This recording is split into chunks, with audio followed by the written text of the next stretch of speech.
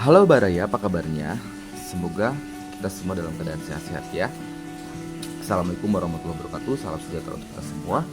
Pada video kali ini saya ingin mengomentari bagaimana pendapat saya tentang pemerintah telah resmi melarang TikTok Shop pada tanggal 4 Oktober kemarin di Indonesia. Nah, sebelumnya mari kita simak video berikut ini, keterangan langsung dari Kementerian Perdagangan oleh Bapak Menteri sendiri ya. Check it out. Kebijakan yang akan kita buat itu harus betul-betul membawa manfaat, membawa kebaikan buat UMKM, buat pedagang, buat semuanya. Jadi istilahnya diatur, ditata.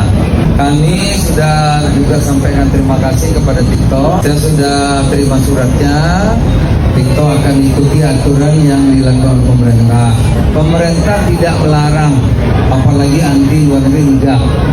Hanya kita menata, mengatur. Ya, misalnya TikTok sebagai media sosial kita persilahkan. Kalau menjadi social commerce silahkan, dia bisa iklan, bisa promosi. Tapi kalau jualan nanti dia bisa urus e-commerce, kita bantu. Nah, teman-teman yang offline juga boleh berlatih online digital. Inilah yang akan diatur oleh pemerintah.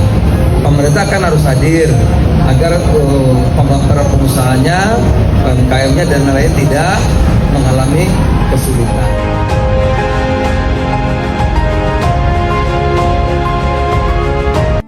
Dari uraian Bapak Menteri tadi, saya sebagai pelaku UMKM ingin menggarisbawahi beberapa poin. Poin pertama adalah yang membedakan TikTok dengan yang lainnya seperti Shopee, Tokopedia, ataupun yang lainnya adalah TikTok itu menggabungkan antara sosial media dan e-commerce. Nah, yang diinginkan oleh pemerintah adalah terjadinya pemisahan antara media sosial dengan e-commerce gitu ya. Jadi TikTok itu harus membuat platform sendiri tentang e-commerce misalnya gitu. Jadi nanti terpisah media sosialnya, e-commerce-nya sama seperti istilahnya berdiri sendiri, sama seperti Shopee, Lazada, Tokopedia dan lain-lainnya. Seperti itu ya. Itu yang membedakan antara TikTok dan yang lain, sehingga pemerintah harus membuat regulasi tentang aturan main itu, seperti itu. Poin kedua yang menarik Baraya, kenapa TikTok Shop itu harus ditutup sama pemerintah? Karena banyak sekali komplain atau protes dari pelaku UMKM di Indonesia ya. Dengan kehadiran TikTok Shop, dagangan mereka jadi sepi, omsetnya menurun drastis, bahkan sampai 90-80%. Contoh misalkan yang paling kelihatan, yang paling viral itu kan di Tanah Abang gitu kan, seperti itu. Dan itu menyalahkan, paling santernya kan menyalahkan TikTok ya, seperti itu. Nah, ini yang lucu, ketika TikTok Shop resmi ditutup tanggal 4 Oktober kemarin, akun Instagram dari Pak Zul sebagai Menteri Perdagangan langsung diserbu warganet, terutama warganet yang merasa bahwa kehadiran TikTok itu membantu mereka secara perekonomian gitu ya. Kan lucu, satu sisi kehadiran TikTok Shop itu menghambat UMKM, satu sisi banyak warganet atau warga negara Indonesia pun yang terbantu dengan TikTok Shop, mendapat penghasilan. Nah, ini bagaimana? Kan sangat kontradiktif sekali gitu ya Baraya ya. Ada yang pro, ada yang kontra. Dua-duanya adalah warga negara Indonesia. Nah, menurut saya bagaimana? Mau tidak mau, ya suka tidak suka, sekarang eranya sudah berubah. Sudah terjadi disrupsi.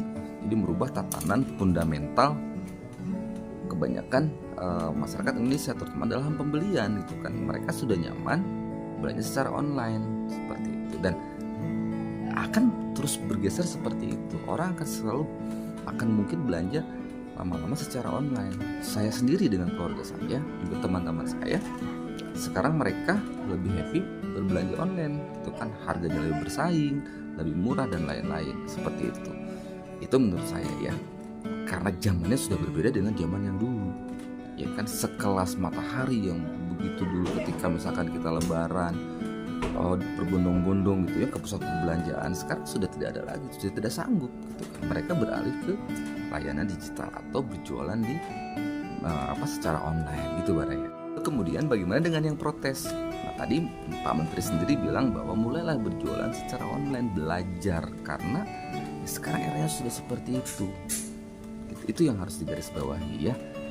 Poin yang keduanya gitu ya.